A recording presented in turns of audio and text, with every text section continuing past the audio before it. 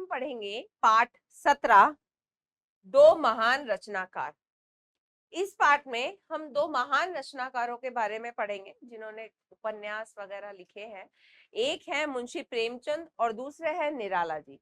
हम उनके जीवन के बारे में लिखेंगे, उन्होंने क्या किस तरह का उनका जीवन काल रहा, उन्होंने क्या क्या लिखा, किस तरह से समाज को उन्होंने कुछ नया दिया, इसके बारे में हम इस पाठ में पढ़ेंगे।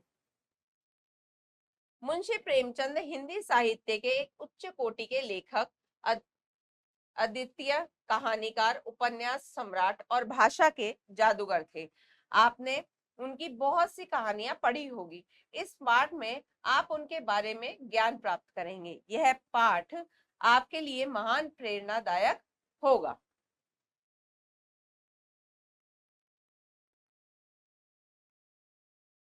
हिंदी के महान कथाकार और उपन्यास सम्राट मुंशी प्रेमचंद का जन्म सन 1880 में वाराणसी के पास लम्ही नामक गांव में हुआ। इनके बचपन का नाम धनपत राय था। इनके पिता का नाम मुंशी अजायब लाल था। वे एक डाकखाने में मुंशी थे। उन पर एक बड़े परिवार का बोझ था। आय बहुत सीमित थी, अतः प्रेमचंद को गरीबी विरासत में ही मिली थी। विरासत का अर्थ होता है उत्तराधिकारिता, है ना, उत्तराधिकार। तो गरीब थे वो बचपन से ही। अभी वे 7 वर्ष के ही हुए थे कि उनकी माता का देहांत हो गया। देहांत का अर्थ होता है मृत्यु। कुछ समय बाद उनके पिता ने दूसरी शादी कर ली। विमाता बहुत कटु और रूखे स्वभाव की स्त्री थी। विमाता कौन होती है? सौतेली माँ। सौतेली माँ को विमाता कहते हैं। फलस्वरूप इन्हें घर में अरुचि रहने लगी। प्रेमचंद की शिक्षा सुचारू रूप से कभी नहीं हो पाई। सुचारू यानी कि एकदम ठीक प्रकार से। बहुत सवेरे ही उनको गांव से चना चबेना बांधकर बनारस पढ़ने के लिए जाना पड़ता था और शाम को लौटकर दिए की रोशनी में वो पढ़ते थे।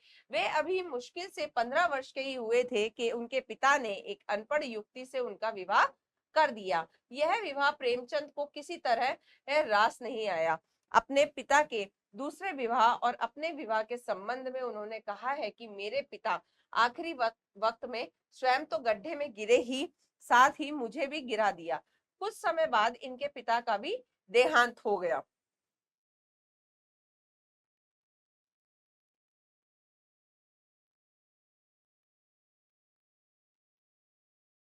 प्रेमचंद के मन में पढ़ाई की लगन कभी न हुई। उनकी विमाता और पत्नी दोनों ही झगड़ालू थी। इसके साथ ही आय का कोई साधन न होने के कारण उनका समय चिंताओं में बीतने लगा। वे अपने गांव से 5 मील पैदल चलकर 5 रुपए महीने पर ट्यूशन करने लगे। उधर अपनी पढ़ाई में गणित उनके लिए पहाड़ काटने जैसा बन गया था। इस विषय में फेल होने के कारण वे अनुत्तीर्ण हो गए। अनुत्तीर्ण यानी कि फेल हो गए, है ना। जब इस विषय की अनिवार्यता से पिंड छूटा तो 1916 में उन्होंने इंटर की परीक्षा पास की। इसके 3 वर्ष बाद 1919 में उन्होंने अंग्रेजी, फारसी और इतिहास विषय लेकर बीए की उपाधि प्राप्त की। इस अवधि में प्रेमचंद ने कई स्थानों पर नौकरियां की। 1899 में उन्होंने चुनार के स्कूल में 18 रुपए महीने पर अध्यापन कार्य किया।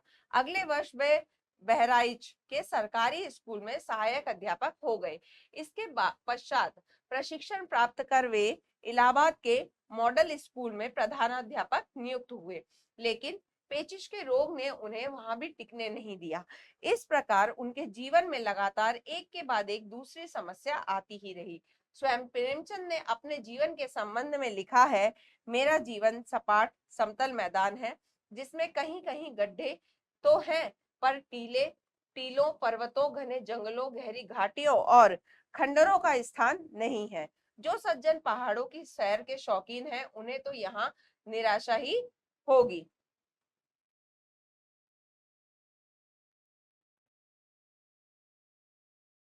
दूसरी ओर राष्ट्रभक्ति, ईमानदारी, गरीबों के प्रति हमदर्दी और सच्चे साहित्यकार के रूप में प्रेमचंद का जीवन एक आदर्श जीवन रहा है। राष्ट्रपिता महात्मा गांधी के प्रभाव में आकर उन्होंने सरकार नौकरी छोड़ दी।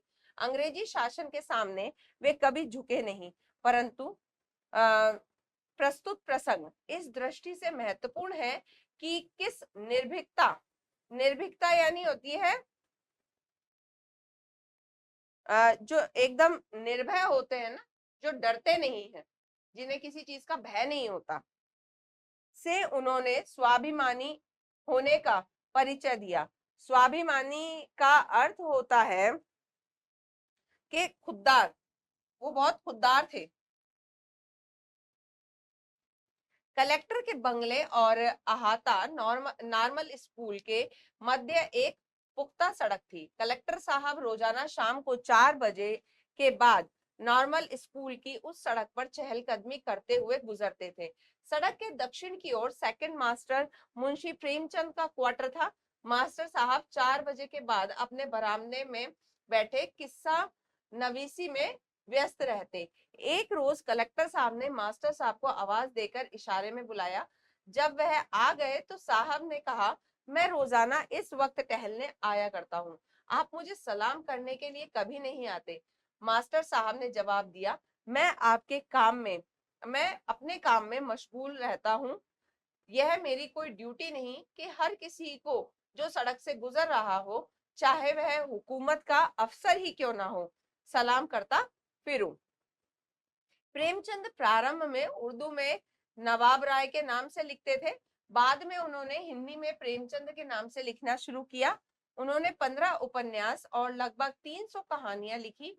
उनकी प्रत्येक रचना देश की किसी न किसी बहुत सी गहरी समस्या से जुड़ी हुई है। उनके उपन्यासों में गोदान उपन्यास सारे संसार के साहित्य में बहुत ऊंचा स्थान रखता है। इस उपन्यास में उन्होंने भारत के गरीब किसानों के शोषण को गहराई से चित्रित किया है। खेतों में साल भर गर्मी सर्दी की परवाह किए बिना परिश्रम करने के बाद फसल के मौके पर किसान के हाथ कुछ नहीं आता। इस संबंध में उपन्यास का नायक होरी कहता है, हनास तो ओ सबका सब खलिहान में ही तुल गया, जमींदार ने अपना लिया, महाजन ने अपना लिया, मेरे लिए आंच शेर बच रहा। इस प्रकार प्रेमचंद्र ने किसान की जुबानी उसकी अत्यंत दुखी दशा को चित्रित किया है।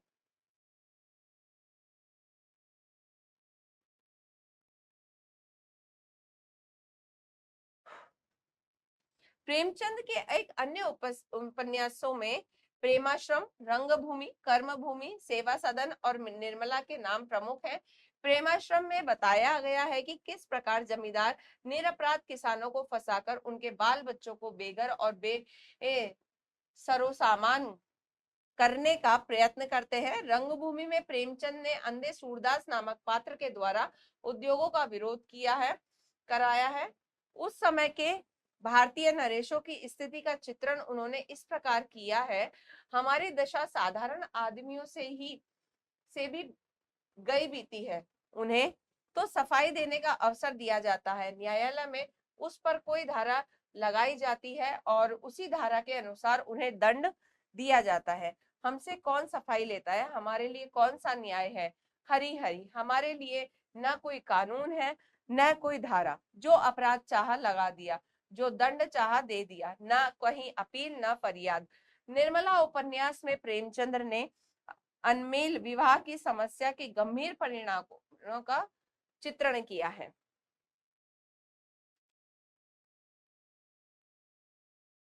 प्रेमचंद के उपन्यासों की भांति ही उनकी कहानियों में भी उस समय के भारतीय जीवन की कितनी ही समस्याएं मिलती है। इन समस्याओं में दहेज प्रथा, विधवा विवाह, बंधुआ मजदूरी, नशाबंदी, जातिवाद, हरिजनों का शोषण, परिवार नियोजन, मृतक भोज पर फिजूल खर्ची, कारखानों में मालिक मजदूर संबंध, विदेशी वस्तुओं का बहिष्कार आदि प्रमुख है। लगभग आधी सदी पहले लिखी गई ये कहानियां आज भी ताजा लगती है। उनकी कुसुम और उद्धार कहानियों में दहेज प्रथा की कुरूपता दिखाई गई है। कुरूपता यानी कि बुरी कहते हैं ना, बदसूरती, बुरी हालत, तो कुरूपता दिखाई गई है। सवा सेर गेहूं कहानी में दिखाया गया है कि किस प्रकार सरकार के लिए सवा सेर गेहूं का ऋण चुकाते चुकाते बेचारा साधु तो मर ही गया, और साथ ही उसी ऋण को चुकाने के लिए उसका बेटा किस प्रकार बंधुआ बन जाता है। मैकू और शराब की दुकान कहानियों में उन्होंने नशाबंदी और शराबबंदी का समर्थन किया है। जातिवाद के विरोध में उन्होंने सौभाग्य के कोड़े तथा दूध का दाम जैसी कहानियां लिखी है। मृतक भोज पर फजूल खर्ची के विरोध में उन्होंने इसी नाम से कहानी लिखी है। मिल मालिक और मजदूरों के संबंधों पर उनकी दामुल का कैदी कहानी बहुत प्रसिद्ध है। परिवार नियोजन पर कहानी कुमार कहानी लिखकर उन्होंने बहुत पहले बढ़ती जनसंख्या के प्रति सचेत किया था। सचेत करना यानी कि चेताना। इस प्रकार प्रेमचंद ने देश को कमजोर करने वाली सभी समस्याओं को खुली आंख से देखा था और सभी समस्याओं का हल बताने का प्रयत्न भी किया था। नमक का दरोगा कहानी आज के व्याप्त भ्रष्टाचार के विरुद्ध एक शिक्षात्मक और नैतिक आदर्श की कहानी है। इस महान साहित्यकार ने भारत को बहुत कुछ इस महान साहित्यकार से भारत को बहुत कुछ मिला। वे अभी और भी कुछ देते, परंतु 8 अक्टूबर 1936 को क्रूर काल ने उन्हें हमसे छीन लिया। तो बच्चों यहाँ पर हमने मुंशी प्रेमचंद के बारे में जान लिया। अब हम जो है महाकवि निराला जी के बारे में जानेंगे। महाकवि रहीम के प्रसिद्ध दोहे की यह एक पंक्ति महाकवि निराला पर सटीक बैठती है। रहीम दीनी लिखे दीन बंधु सम होए। निराला सचमुच दीनों को ही बराबर लगते थे। दीनों यानी कि दुखियों को, है ना, तो वो दीनों को के बारे में ही लिखते थे, और लगते लगते यानी लिखते लिखते वह भी दीन बंधु समान हो गए थे। दीन बंधु के समान ना होते होते तो समस्त हिंदी संसार में आज उनकी जैसी लोकप्रियता ना दिख पड़ती। बड़े बड़े धुरंधर महारथी साहित्यकार संसार से चले गए, किसी को निराला के समान सार्वजनिक सम्मान नहीं मिला। धुरंधर महाकवि का अर्थ है श्रेष्ठ। जितने महारथी थे ना, श्रेष्ठ योद्धा जो थे साहित्य के क्षेत्र में, श्रेष्ठ योद्धा, वो अपने जीवन काल में भी वह साहित्यानुरागियों के लिए आकर्षण केंद्र और श्रद्धा भाजन बने रहे, और मृत्यु के बाद भी। पुण्यशील के पास सब विभूतियां आप आती है। पुण्यशील यानी कि जो आचरण में पवित्र होता है, उनके पास जो आचरण में पवित्र होते हैं। दीन बंधुता से बढ़कर पुण्यशीलता और है ही क्या।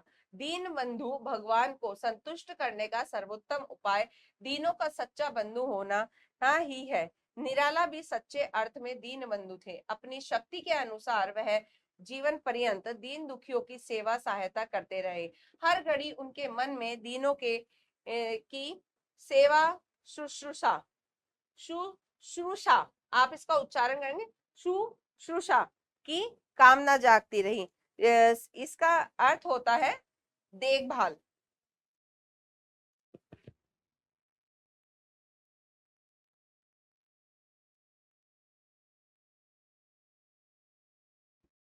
परमात्मा ने उनकी मनोवृत्ति और प्रवृत्ति समझकर ही उन्हें सबसे पहले श्री रामकृष्ण परमहंस सेवा में नियुक्त किया था, और उन्होंने भी यथा नियुक्तस्मि तथा करोमि का अक्षरशः चरितार्थ किया।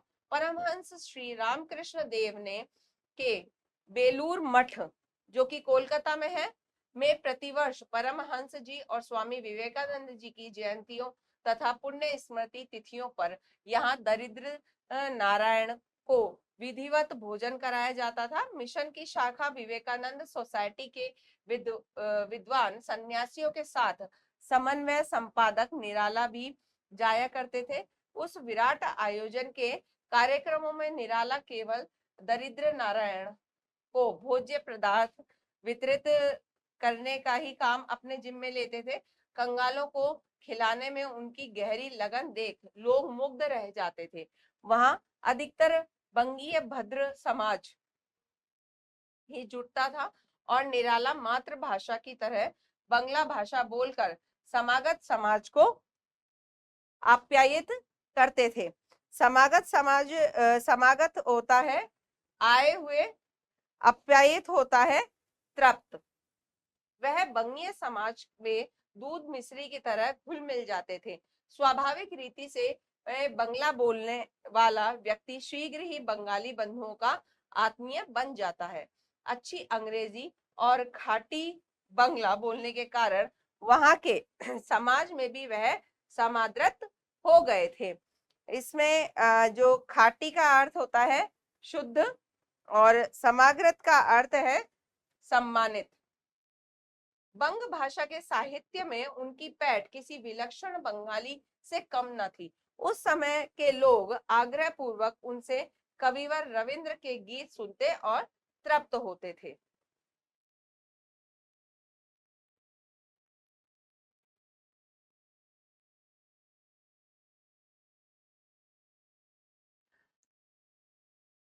भागवत विभूतियां उन्हें खूब मिली थी। आकर्षक लंबे तगड़े डीलडॉल का शरीर, व्यायाम के अभ्यास से सुगठित स्वास्थ्य, विलक्षण मेधा शक्ति, विलक्षण यानी कि अनोखी बुद्धि, है ना, ललित मनोहर कंठ, दयाद्र हृदय, चिंतनशील मस्तिष्क, उद्भावना शक्ति संपन्न बुद्धि, सब कुछ भगवान ने उन्हें भरपूर दिया था। बड़ी बड़ी सुहावनी लुभावनी आंखें, दमकती दाड़िम, दशा दशानवली, घुंघराली, अलकावली, लघु मुख विवर, पतले पतले अधर, लंबी पतली उंगलियां, प्रशस्त वक्ष स्थल, इस तरह से सृजनहार ने उन्हें संवारा था।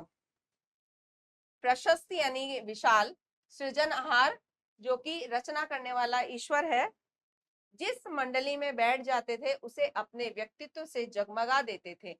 उनकी जुल्फे टकटकी बांध लेती थी। कविता पाठ की भावभंगी श्रोताओं के हृदयगत भावों को उद्दीपित कर देती थी। उद्दीपित का अर्थ होता है उत्तेजित। द्रव्य संचय उनका ध्येय कभी रहा ही नहीं। द्रव्य संचय यानी कि धन कमाना। धन उनके पास अतिथि के सम्मान समान अल्पावधि तक ही टिकने आता था। अल्पावधि यानी कि कम समय।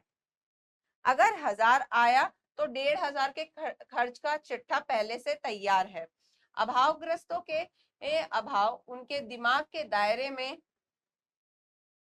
मंडराते रहते थे। भरपेट खाने के लिए तरसने वाले भिखारी से लेकर मेहमान मेहनत मशक्कत करने वाले मजदूर तक उनकी निगाहों में बसे हुए थे। और जब कभी उनके मन माफिक अर्थ लाभ हो जाता तब वह तुरंत ही उन दीन दुखियों की ओर दौड़ पड़ते जिनके ललहिम न मगन नाही ते नरवर थोरे जग माहिम। उन्हें थोड़े लोगों में वह भी एक थे।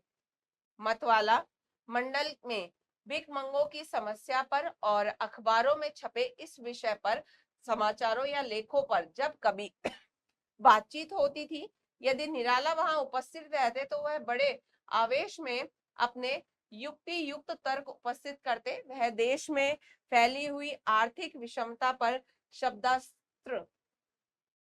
शब्दास्त्र साधन करते समय उग्रतम साम्यवादी प्रतीत होते थे। यद्यपि हृष्ट पुष्ट भिक्षुकों के प्रति उनकी सहानुभूति भी उन्मुख नहीं थी, तथापि असमर्थ या अपाहिज भिखारियों की दयनीय दशा के लिए वह शासन और समाज की ही तीव्र आलोचना किया करते थे। जैसे ही लंगड़े लूले अंधे कोढ़ी और असहाय दीन दुखियों पर उनकी दृष्टि अटकती थी, वह अपनी वास्तविक परिस्थितियों को बिल्कुल भूल जाते थे। कलकत्ता सदृश्य महानगर की सड़कों की दोनों पटरियों पर वह ढूंढते फिरते थे कि वस्तुतः कौन बेचारा कैसी दुर्गति में है। उनका अधिकांश अवकाश काल दीनों की दुनिया में ही बीतता था।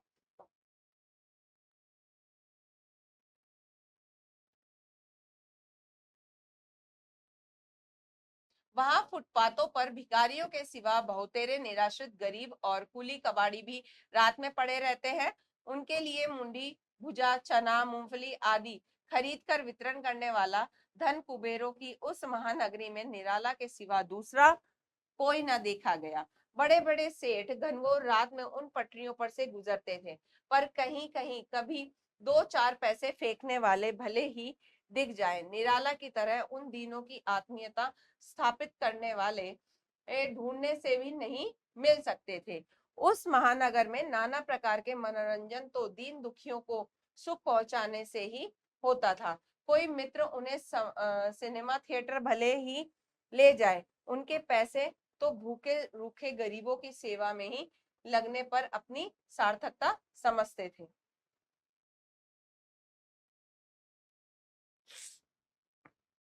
परिचितों और कुटुंबियों के अतिरिक्त ऐसे लोग भी थे जो कोलकाता तक उनका पीछा करते थे और उनसे किसी न किसी प्रकार का लगाव जोड़कर उनके शील सौजन्य से लाभ ऐंठ लेते थे।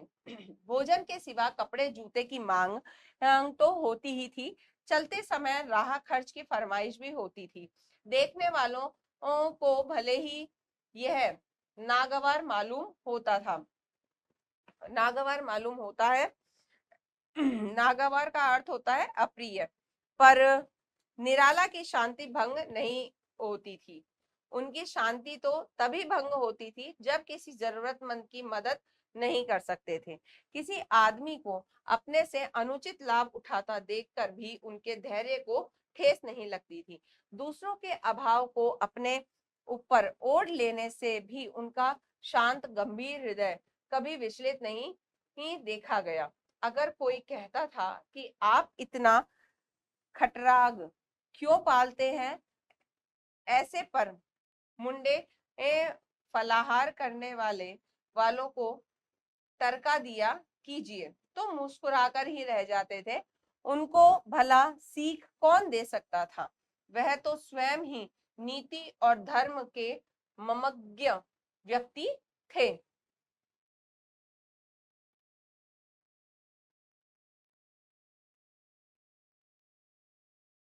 यह विशेषता निराला में ही देखी गई कि अपनी आवश्यकताओं को भुलाकर दूसरों की आवश्यकताओं को दूर करने के लिए परेशानियां और कठिनाइयां झेलने में अधीर नहीं होते थे। उन्हें अपने खाने पीने या कपड़े लत्ते की कभी चिंता नहीं हुई।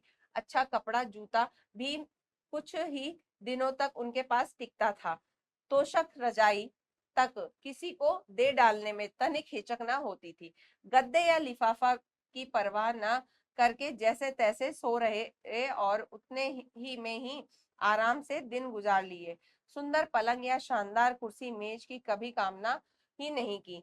जिस कमरे में रहना है उसकी सजावट का कभी सपना न देखा।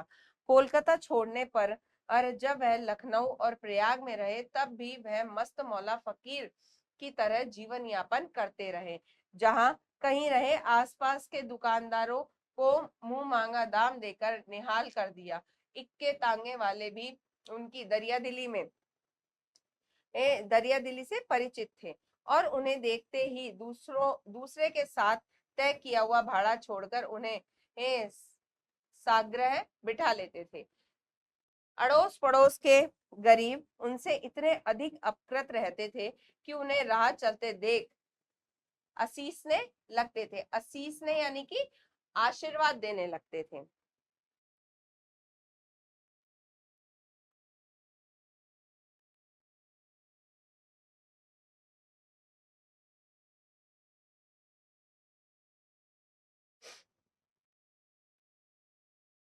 याचकों के लिए तो वह कल्प तरु थे ही, अपने मित्रों के लिए भी मुक्त हस्त दोस्त परस्त थे।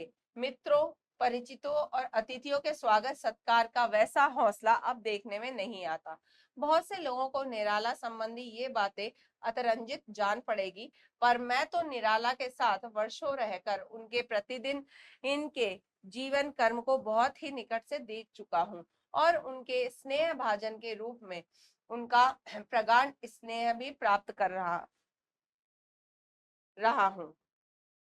किंतु आधुनिक युग में ऐसे कितने हैं जो भूखे को देखते ही अपने आगे परोसी हुई थाली उसके सामने रख दे। इस तरह के आचरण के लोग साहित्य जगत में तो नहीं देखे गए। यहाँ पर बच्चों ये पाठ जो है पूरा होता है। यहाँ हमने मुंशी प्रेमचंद के बारे में जाना कि किस तरह का उनका जीवन काल रहा, उन्होंने कौन कौन सी कहानियां उपन्यास लिखकर समाज को जागरूक किया, समाज की कौन कौन सी बुराइयों को वो अपनी कहानियों में उपन्यासों में लिखते थे। फिर हमने पढ़ा निराला जी के बारे में कि निराला जी जो थे, जो दीन लोग होते थे, है ना, दीन दुखी लोग जो होते थे, उन्हीं के साथ में रहकर बड़े खुश होते थे। अपना जो भी कुछ उनके पास में आता था वो उन्हीं में बांट देते थे, कभी किसी चीज की लालसा नहीं हुई उन्हें। और अंतिम दिनों तक भी वो वैसे ही रहे, एकदम मस्त मौला। एकदम उन्होंने अपना जीवन जो है, अपना जीवन भी फकीरों की तरह से ही जिया था। अब हम इस पाठ के शब्दार्थ करेंगे। शब्दार्थ: विरासत, उत्तराधिकार, देहांत, मृत्यु, सुचारू, सही तौर पर, अनुत्तीर्ण, फेल, स्वाभिमानी, खुददार, कुरूपता, बुरी हालत, सचेत, सावधान, दीन, साधनहीन, दुखी, लगते, देखते, धुरंधर, श्रेष्ठ।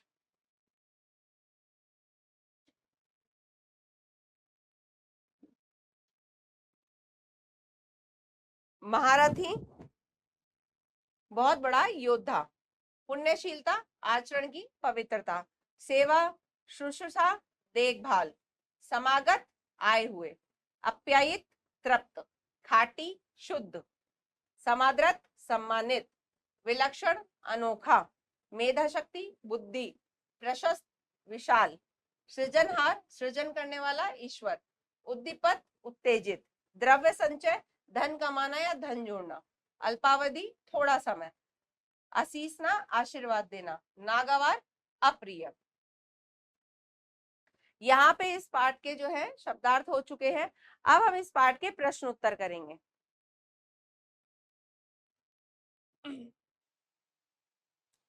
रिक्त स्थानों की पूर्ति कीजिए। क्या इनके बचपन का नाम था? तो इनके बचपन का नाम क्या था? धनपत राय। ख है, प्रेमचंद के मन में खालिस्तान की लगन कभी ना हुई। किसकी लगन? पढ़ाई। फिर ग है, सड़क के दक्षिण की तरफ सेकंड मास्टर खालिस्तान का खालिस्तान था। तो किसका?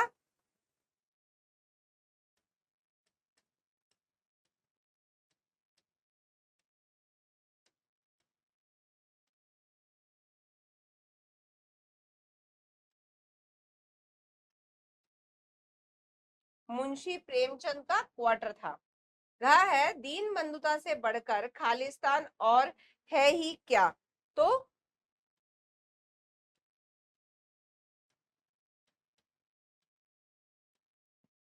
इसका है होगा पुण्यशील।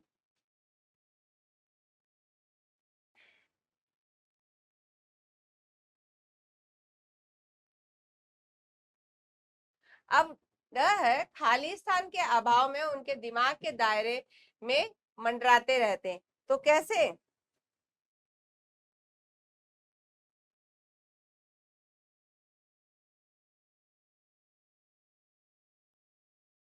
इसमें होगा अभाव ग्रस्तों। चय है, मित्रों, परिचितों और खालिस्तान के स्वागत सत्कार का वैसा खालिस्तान अब देखने में नहीं आता। तो इसमें आएगा अतिथियों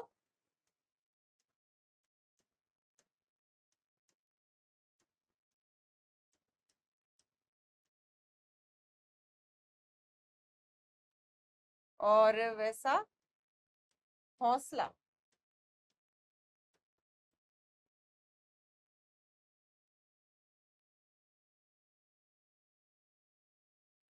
हाँ, अब है तीसरा प्रश्न। सही कथन पर सही और गलत पर गलत का निशान लगाइए। क्या है, प्रेमचंद का जन्म वाराणसी के पास लम्ही गांव में हुआ था। सही। ख है, प्रेमचंद ने शिक्षा सुचारू रूप से प्राप्त की। गलत। ग है, प्रेमचंद की विमाता बहुत कटु और रूखे स्वभाव की स्त्री थी। सही। फिर है घ, किसी को निराला के समान सार्वजनिक सम्मान नहीं मिला। सही। फिर ड है, निराला मातृभाषा की तरह बंगला भाषा बोलकर समागत समाज को अत्याचित कर देते थे। सही। च है, बहुत से लोगों को निराला संबंधी बातें अतिरंजित जान पड़ेगी। सही। अब हमारा अगला प्रश्न है, उचित मिलान कीजिए, हमें मिलान करना है। तो ये है प्रेमचंद का निधन। तो प्रेमचंद का निधन कब हुआ था? ये 1936 में। फिर है, प्रेमचंद जी ने बीए कब की थी? प्रेमचंद ने बीए की थी ये 1919 के में। फिर है प्रेमचंद के बचपन का नाम, तो आप सभी जानते हैं, धनपत राय। प्रेमचंद का लेखक के रूप में नाम क्या था? ये देखिए, नवाब राय था। फिर है प्रेमचंद जी का जन्म, ये हुआ ये 1880 में।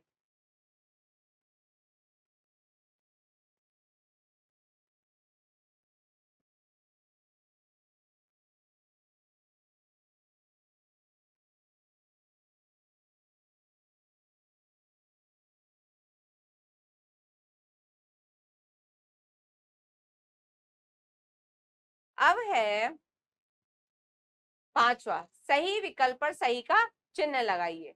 क्या है, प्रेमचंद की चिंता का क्या कारण था? अत्यधिक गरीबी, अधिक पढ़ ना पाना, आय का कोई साधन ना होना। तो क्या था उनका? आय का कोई साधन ना होना। फिर है ख, प्रेमचंद की एक सर्वोत्कृष्ट कृति का नाम। गोदान, रंगभूमि, कर्मभूमि। तो क्या है? गोदान। फिर है ग, निर्मला उपन्यास की विषय वस्तु क्या है? जमींदारों का अत्याचार, विधवा विवाह, अमेल विवाह की समस्या। तो इसमें उन्होंने क्या बताया है? अमेल विवाह की समस्या के बारे में। यह है, निराला किस पत्रिका का संपादन करते थे? सरस्वती, समन्वय, मतवाला। तो कौन सी पत्रिका? समन्वय। फिर ड है, विमाता शब्द का सही अर्थ होगा कुमाता, सौतेली माँ, माता की बहन। तो विमाता किसे कहते हैं? सौतेली माँ को। अगला प्रश्न है, निराला का जीवन कैसा बताया गया है? फकीराना, राजसी, संतों जैसा। तो वो अपना जीवन कैसा बिताते थे? फकीरों की तरह से, तो फकीराना। प्रेमचंद ने यह क्यों कहा कि उनके पिता ने उन्हें गड्ढे में गिरा दिया? विरासत में मिली गरीबी के कारण, पैदल चलने के कारण, कम उम्र में अनपढ़ युवती के साथ विवाह के कारण। तो उनके कम उम्र में जो उनका विवाह हुआ अनपढ़ युवती से, उसके कारण उन्होंने कहा। ठीक है बच्चों, यहाँ पर हमारा ये पाठ पूरा होता है। हमने इस पाठ में जाना प्रेमचंद जी के बारे में और निराला जी के बारे में। अब हम आपसे मिलेंगे अगले पाठ पर।